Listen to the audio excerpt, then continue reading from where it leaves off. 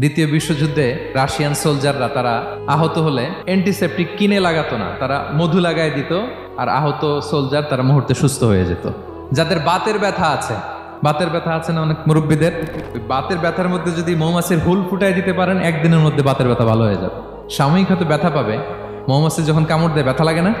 এবং এই মধুর ভেতরে আল্লাহ তাআলা ন্যাচারাল অ্যান্টিসেপটিক রেখেছেন, এটার নাম প্রপোলিস।